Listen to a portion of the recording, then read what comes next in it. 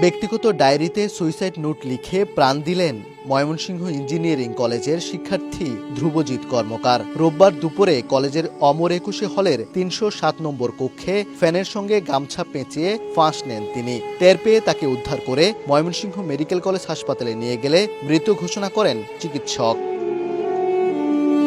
Suicide নোটে এই মৃত্যুর জন্য দেশের শিক্ষা ব্যবস্থাকে দায়ী করে ধ্রুবজিৎ কর্মকার লিখেছেন, এত চাপ নেয়া কোনোভাবেই সম্ভব ছিল না তার। পৃথিবীকে বিদায় জানিয়ে এর জন্য বাবা মায়ের কাছে ক্ষমাও চেয়েছেন তিনি।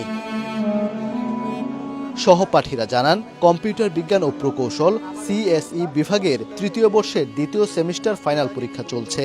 সকালে পরীক্ষা শুরুর কিছু সময়ের মধ্যে ধ্রুবজিৎকে নকলের দায়ে পরীক্ষার খাতা ও অ্যাডমিট কার্ড জমা নিয়ে কক্ষ থেকে বের করে দেন শিক্ষক। এরপরই হলে গিয়ে এমন ঘটনা ঘটান ধ্রুবজিৎ। খবর পেয়ে সন্ধ্যায় ছুটে এসেছেন তার বড় ভাই। ওর খাতা নিয়ে দিয়েছে, ওরা এক্সপায়ার করে দিয়েছে, খাতা অ্যাডমিট কার্ড সব নিয়ে নিছে।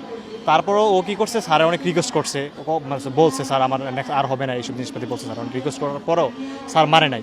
তারপর হচ্ছে ও মিনিমাম স্যার 10 থেকে 15 বার স্যারে পা ধরছে লিটারালি। এই যে আমাদের হলে মানে যারা আসছিল পরীক্ষার প্রত্যেক 75% স্টুডেন্ট ওর এই অবস্থা থেকে লিটারালি চোখের পানি আয় পড়ছে। দরজা ভেঙে ঢুকে তারপরে ওকে ওর যে নিথর দেহটা আছে সেটা নিয়ে আমরা এমএমসি বা হাসপাতাল পর্যন্ত আমরা আসি। তখন আসার পরে ডক্টররা ওকে মৃত বলে ঘোষণা করে। এমন মেন্টালি একটা প্রেশার ক্রিয়েট করা হয়েছিল, সে একদম আউট অফ মাইন্ড হয়ে গেছিল। তার ব্যাক অফ মাইন্ডে কী ছিল আমরা জানি না। 3 বছর ধরে আছে ওর সাথে, কোনোদিনই ওর মধ্যে এরকম কোনো লক্ষণ পাই নাই যে সুইসাইড করতে পারে বা খুব একটা মানসিক ডিপ্রেশনে আছে। আমার প্রিয় একটা ভাই, আমার ভাই, আর কত আদরের ভাই, কত সুন্দর, কত কোমল একটা ভাই। এ ভাইরে ওরা টিচার মেরে ফেললো। টিচারের নাকি পা ধরছে, পা ধরার পরেও নাকি আমার ভাইয়ের সাথে অবিচার করা হয়েছে। যে আমার যদি আজকে মেরে ফেলতো তাও যন্ত্রণা কম লাগতো, কিন্তু এই যন্ত্রণা ওই মৃত্যু যন্ত্রণার থেকেও বেশি।